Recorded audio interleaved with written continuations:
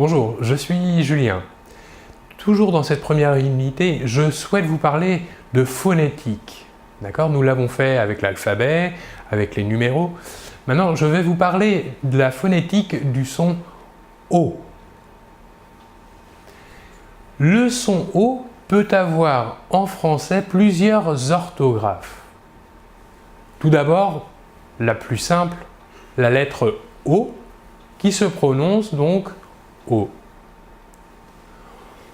Mais il existe aussi différents groupes de lettres qui, lorsqu'on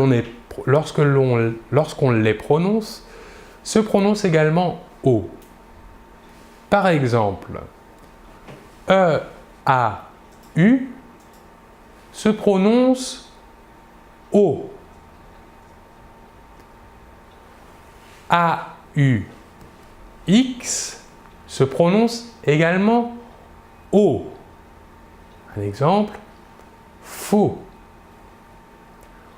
Autre groupe de lettres qui se prononcent de la même manière, A, U, se prononcera O.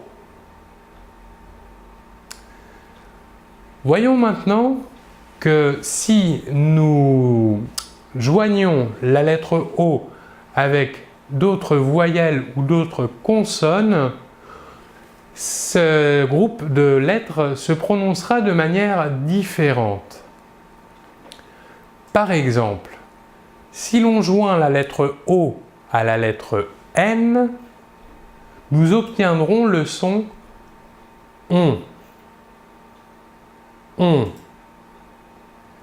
Un exemple, un pont. Que remarquons-nous? Ce phonème est un nasal, c'est-à-dire que si vous positionnez votre doigt sous le nez, vous devez sentir passer de l'air. On. Alors que pour le O, qui n'est pas nasal, vous ne sentirez pas d'air passer sur votre doigt. O. L'air sortira entièrement par la bouche. Alors que pour le ON, l'air sortira par le nez. Autre exemple, lorsque la lettre O est jointe à la voyelle U, nous obtiendrons le son OU. OU. Un exemple, le journal.